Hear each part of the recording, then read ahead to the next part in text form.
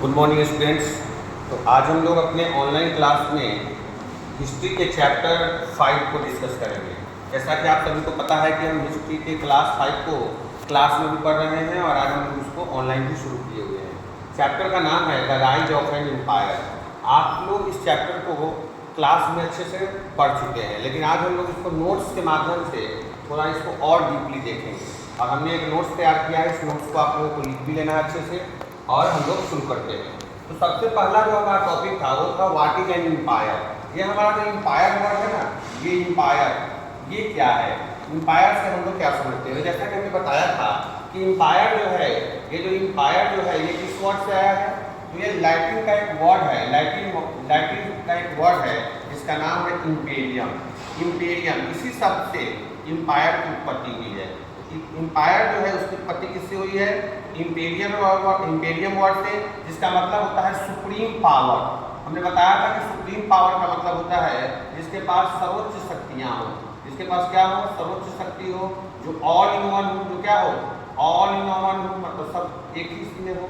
ठीक है, तो याद रखिएगा जिसके पास सुप्रीम पावर हो उसी को हम लोग एम्पायर कहते हैं। ठीक है, आगे लिखे हैं कि an empire is a group of many smaller kingdom. हमने क्लास में भी ये बताया था कि जो छोटे छोटे किंगडम है या जो छोटे छोटा जो क्षेत्र है, टेरिटरी है, उसी को जब बड़ा मिला देते हैं ना, जब उसका ब्रॉड कंसेप्ट लेकर के हम लोग आते हैं तो वो आपका एम्पायर कहलाता है। ठीक है, तो हमने लिखा है कि an empire is a group of many smaller kingdom. ठीक है, ये जो हमारा एम्पायर है ये छोटे छोटे किंगडम को मिलकर के बनाया गया है, या फिर टेरिटरी को। टेरिटरी आप समझते हैं, टेरिटरी क्षेत्र को कहते हैं। टेरिटरी का क्या मतलब होता है सर, तो टेरिटरी का मतलब होता है क्षेत्र।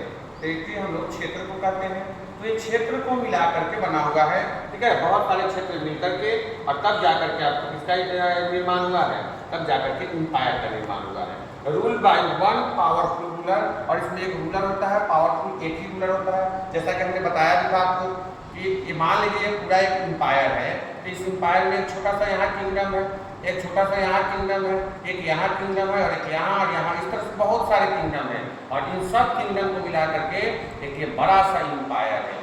तो आपको ये भी जानना चाहिए ये जो किंगडम है ना, किंगडम इसका अपना रूलर होता है। ये ध्यान रखिएगा, इसका अपना रूलर होता है जिसे आप किंग या क्वीन कहते हैं। हमने क्लास में भी इसको डिस्कस किया है। इसमें क्या कहते हैं हम लोग, इसे हम लोग किंग या क्वीन कहते हैं, जो किंगडम का राजा होता है। और जो एम्पायर का, प्री एम्पायर का राजा होता है उसे हम लोग इम्पेरर कहते हैं। आगे हम इसकी चर्चा करेंगे। इम्पेरर या उसे साम्राज्य कहते हैं, या फिर उसके अलग अलग और भी नाम है, राजाधिराज, अधिराज, इसको हम लोग अलग अलग नाम से जानते हैं। तो यहाँ पर पूरा एम्पायर है, और एम्पायर के अधीन छोटे छोटे क्या है, ये छोटे छोटे किंगडम है। ठीक है, तो ये पावरफुल रूलर के द्वारा इसको रूल किया जाता है। अगला जो आपका सेंटेंस है, the emperor rule from capital. याद रखिएगा वो कैपिटल सिटी से रूल करता है। जैसे आगे हम बात करेंगे जब मगध के बारे में, तो हम चर्चा करेंगे कि जो मगध का कैपिटल था वो राजगीर था पहले, बाद में उसको चेंज करके पाटलिपुत्र कर दिया गया। तो जो भी आपका इम्पेरर है वो कहाँ से रूल करेगा, तो कैपिटल सिटी से रूल करेगा। सर कहाँ से रूल करेगा, वो रूल करेगा कैपिटल सिटी से, which was the centre of administration and trade. जो किसका था, जो एडमिनिस्ट्रेशन का और ट्रेड का, इन दोनों का वो सेंटर रहा होगा। आपको पता होगा ट्रेड क्या है, ट्रेड हम कहते हैं व्यापार क्षेत्र को। ठीक है ना, जहाँ से वो व्यापार को अच्छे से कंट्रोल कर सके, क्या कर सके, वो कंट्रोल कर सके। ठीक है, तो व्यापार को कंट्रोल कर सके, चाहे वो प्रशासन को, एडमिनिस्ट्रेशन का मतलब क्या होता है आपको पता ही है, प्रशासन को, प्रशासन का मतलब सीधा संबंध किससे है, तो प्रशासन का सीधा संबंध है लॉ एंड ऑर्डर से। किससे है, लॉ एंड ऑर्डर से है, याद रखिएगा। तो लॉ एंड ऑर्डर को कंट्रोल करेगा, उसे वो कहाँ से करेगा, तो वो करेगा कैपिटल सिटी से।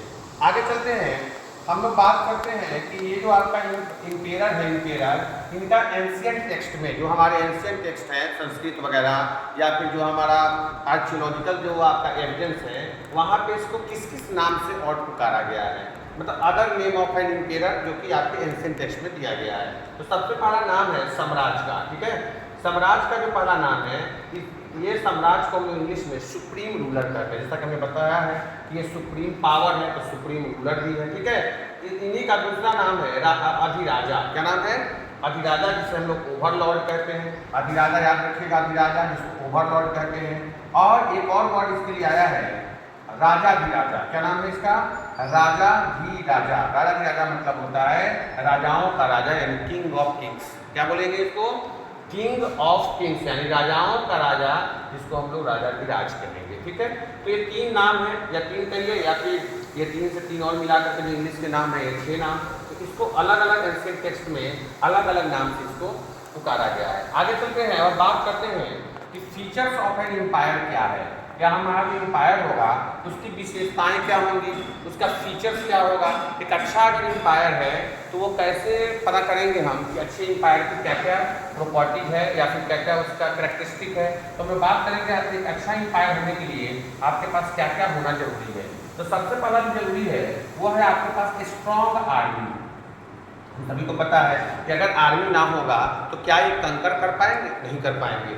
अगर इन्हें कंकर करना हो, छोटे छोटे जो हमने बताया कि ये छोटे छोटे किंगडम को क्या करते हैं तो अपने बस में कर लेते हैं, उसके एनेक्स कर लेते हैं, उस पर कब्जा करके उसे अपने में मिला लेते हैं। तो उसको जब मिलाने की बारी आएगी उसके लिए क्या चाहिए होगा, उसके लिए नहीं चाहिए होगा स्ट्रॉन्ग आर्मी। तो भाई हमने लिखा कि maintains an army to control territory. ठीक है, मतलब टेरिटरी जो है क्षेत्र, जो उनका बाउंड्री लाइन है टेरिटरी है, ठीक है ना। ये टेरिटरी किसको कहेंगे, टेरिटरी क्षेत्र को कहेंगे। ये वाला जो है ना, ये पूरा जो क्षेत्र इसे हम लोग टेरिटरी कहेंगे।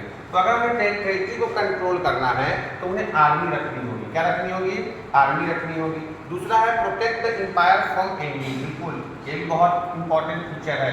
उन्हें अपने दुश्मनों से क्या करना होगा, तो अपनी टेरिटरी को, अपनी एम्पायर को बचा के रखना होगा। और उसको बचाने के लिए क्या चाहिए उनको, स्ट्रॉन्ग आर्मी चाहिए। अगर आर्मी ना होगी तो क्या वो बचा पाएंगे, नहीं ना, इसलिए उन्हें चाहिए स्ट्रॉन्ग आर्मी। अगला है help in expansion of the empire. बिल्कुल सही बात। एक्सपेंशन का मतलब विस्तार, एक्सपेंशन कहते हैं विस्तार को। एक्सपेंशन का मतलब होता है किसी भी चीज़ को बड़ा करना, किसी भी चीज़ को फैलाना, किसी भी चीज़ का विस्तार करना, वही कहलाता है एक्सपेंशन। तो कहीं ना कहीं स्ट्रॉन्ग आर्मी होगी। अगर आर्मी आपकी स्ट्रॉन्ग है तो आप अपने टेरिटरी को, आप अपने एम्पायर को क्या कर सकते हैं, एक्सपैंड कर सकते हैं, आप अपने आर्मी को विस्तार कर सकते हैं। अगला है प्रॉपर एडमिनिस्ट्रेशन। आपका जो एडमिनिस्ट्रेशन है, आपका जो प्रशासन है वो भी काफ़ी प्रॉपर होना चाहिए। प्रॉपर होने का मतलब आपके यहाँ सब कुछ लॉ एंड ऑर्डर मेंटेन होना चाहिए। आपके यहाँ जो भी रूल्स बनाए गए हैं वो एग्जीक्यूट होने चाहिए। उसके लिए लिखा क्या, उसके लिए पहला हमने लिखा है कि ऑफिशियल मैनेज टेरिटरी। जो हमारे ऑफिशियल्स हैं, ठीक है ना, उनको क्या चाहिए, तो उनको चाहिए ये कि वो अपने टेरिटरी को क्या करें, मैनेज करके रखें कि टेरिटरी पे कुछ वैसा कुछ तो नहीं हो रहा है। जैसे मान लीजिए पूरा टेरिटरी है तो टेरिटरी में कुछ अगर हो रहा है तो उसकी रिपोर्ट वो किसको दे, इंपेरर को दे, या फिर अगर ऐसा कुछ नियम बनाया जाए ताकि इस टेरिटरी में कुछ ना हो तो वो क्या करते हैं, वो करते हैं अपने टेरिटरी को मैनेज। ऑफिशियल जो है वो टेरिटरी को कर देते हैं मैनेज।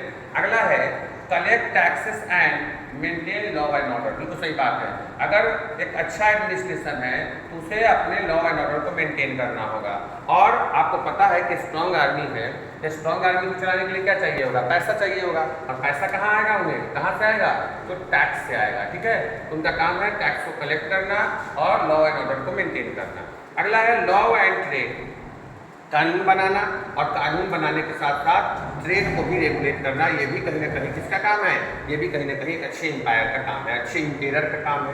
तो मेक लॉज, वो कानून बनाते हैं, कानून बनाना और कानून को एग्जीक्यूट करना। एग्जीक्यूट का मतलब लागू करना, ये दोनों काम है उनका। ठीक है, एंड इशू करेंसी, करेंसी को इशू करना। अगर करेंसी इशू नहीं करेंगे, अगर सुचारू रूप से करेंसी नहीं चल पाएगा तो क्या ट्रेड बढ़ पाएगा, नहीं ना। इसलिए उन्हें उनका काम है लॉ को बनाना और करेंसी को इशू करना। अगला है वो स्टैंडर्डाइज कर देते हैं वेट एंड मेजर को। जैसा कि हमने बताया है कि वेट एंड मेजर का मतलब हुआ कि एक स्टैंडर्ड वेट एंड मेजर होगा जो पूरे क्षेत्र में लागू होगा, पूरे किंगडम में लागू होगा, पूरे एम्पायर में लागू होगा। मतलब क्या है कि अगर यहाँ अगर हमारा 2 रुपया वैल्यू है तो आगे भी जाकर को 2 रुपया वैल्यू होगा। अगर कोई सामान यहाँ पे अगर 2 किलो है तो आगे भी नेक्स्ट किंगडम में जाएगा तो उसका वैल्यू 2 किलो ही होगा। इसके लिए इन्होंने क्या किया, इन्होंने स्टैंडर्डाइज कर दिया वेट एंड मेजर को।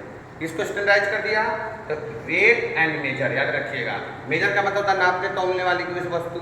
जैसे मान लीजिए कोई अगर यहाँ 1 मीटर है तो आगे जाकर के भी वो 1 मीटर ही हो, ऐसा इन्होंने स्टैंडर्डाइज कर दिया। रेगुलेट ट्रेड, इन्होंने ट्रेड को बढ़ावा दिया। या तो व्यापार है, क्योंकि व्यापार ही एक ऐसा साधन है जिससे क्या हो सकता है, जिससे आपका ये इकोनॉमी चलेगा। इकोनॉमी चलेगा तो आप अच्छी आर्मी रख पाएंगे। तो ये ट्रेड को इन्होंने बहुत बढ़ावा दिया और बिजनेस को बढ़ावा दिया। ठीक है, अगला इसका जो फीचर है, चौथा फीचर, वो है कंट्रोल ऑफ रिसोर्सेज। ऐसा नहीं था कि रिसोर्सेज को इन्होंने छोड़ दिया, नहीं, क्योंकि रिसोर्स कहीं ना कहीं किसी भी एम्पायर के लिए बहुत जरूरी है। अगर आपके पास अच्छा खासा रिसोर्स है तो आप चीज़ों को अच्छे से कंट्रोल कर पाएंगे। तो इन्होंने क्या किया, कंट्रोल ऑफ रिसोर्सेज। क्या क्या किया देखिएगा, कंट्रोल फॉरेस्ट, फॉरेस्ट पर नियंत्रण बनाया, माइंस पे बनाया, एग्रीकल्चर पे एंड मैन पावर पे। इनके पास मैन पावर भी था, उसको भी सुनिश्चित किया इन्होंने, क्योंकि हमारे पास मैन पावर की कोई कमी ना हो। जो फॉरेस्ट है, जो हमें टिम्बर देते हैं, जो हमें हर्ब्स वगैरह देते हैं, उसकी भी कोई कमी ना हो, उस पर कंट्रोल रहे। ऐसा नहीं कि उसका हम लोग इन प्रॉपर तरीके से उसका यूज कर सके, ठीक है ना। तो इस पर इन्होंने खूब नियंत्रण किया। माइंस को कितना निकालना है, कितना नहीं निकालना है, कितना उसे हम लोगों को क्या करना है, एक्सट्रैक्ट करना है, इन सब इन्होंने काम किया। एग्रीकल्चर पे भी बहुत सारा काम किया। अगला है use resources for the growth of the empire. बिल्कुल, और ये जो निकाल रहे थे ना, जो फॉरेस्ट से जो मिला, माइंस से मिला, एग्रीकल्चर से जो भी मिला, उनको एम्पायर के ग्रोथ में यूज कर रहे थे। एम्पायर कैसे ग्रोथ होगा उसमें ये उसका यूज कर रहे थे। अगला है प्रोमोशन ऑफ कल्चर, यानी कल्चर को इन्होंने खूब प्रमोट किया, ठीक है ना। यानी प्रोमोशन ऑफ कल्चर, यानी कल्चर को इन्होंने खूब प्रमोट किया। क्या क्या किया, इनकरेज आर्ट, आर्ट को बढ़ावा दिया, लिटरेचर को बढ़ावा दिया, रिलीजन को और एजुकेशन को। एजुकेशन में बहुत सारा काम हो, इस पर भी इन्होंने बहुत सारा काम किया, ठीक है। आगे बात करते हैं support centre of learning. Learning के लिए भी इन्होंने बहुत सारा काम किया, ठीक है। लर्निंग के लिए भी इन्होंने बहुत सारा काम किया, यानी सपोर्ट ऑफ लर्निंग जो है वो बहुत ज़्यादा हो, ठीक है। अगला है कम्युनिकेशन एंड इंफ्रास्ट्रक्चर। आपको बताया कि इंफ्रास्ट्रक्चर का मतलब क्या होता है, ठीक है। तो कम्युनिकेशन और इंफ्रास्ट्रक्चर पे भी बहुत सारा इन्होंने काम किया, ताकि कम्युनिकेशन में कोई दिक्कत ना हो, ठीक है। इंफ्रास्ट्रक्चर में कोई दिक्कत ना हो, तो कम्युनिकेशन, ठीक है, और इंफ्रास्ट्रक्चर, दो वर्ड याद रखिएगा। कम्युनिकेशन का मतलब है कोई भी एम्पायर में अगर आप ट्रेड को बढ़ावा देना चाहते हैं, तो उसके लिए आपको चाहिए कि आपके रोड अच्छे होने चाहिए, आपका सी पे कंट्रोल होना चाहिए, आपका रिवर पे कंट्रोल होना चाहिए, तभी जाकर के आप अच्छे से क्या कर पाएंगे, ट्रेड कर पाएंगे। तो इन्होंने क्या किया, इन्होंने कम्युनिकेशन सिस्टम को स्ट्रॉन्ग किया, साथ ही साथ इंफ्रास्ट्रक्चर पे बहुत सारा काम किया, ठीक है।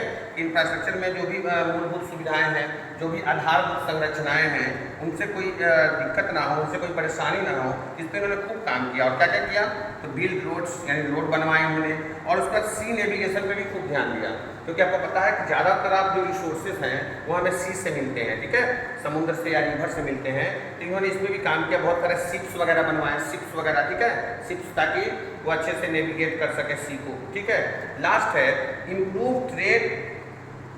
इन्होंने ट्रेड को इम्प्रूव किया, एडमिनिस्ट्रेशन को इम्प्रूव किया, एंड पब्लिक वेलफेयर, यानी लोगों के जन कल्याण के बारे में भी इन्होंने खूब बात किया, ताकि अगर ट्रेड इम्प्रूव होगा, एडमिनिस्ट्रेशन, प्रशासन अच्छे से, लॉ एंड ऑर्डर अच्छे से मेंटेन होगा, तो लोगों के हित में ही काम होगा, और ये सब होगा तो एक अच्छा एम्पायर ऐसे ही क्या होगा, एक अच्छा एम्पायर ऐसे ही फलता फूलता आगे बढ़ जाएगा, और काफ़ी फ्लोरिश करेगा, काफ़ी एक्सपैंड करेगा, ठीक है।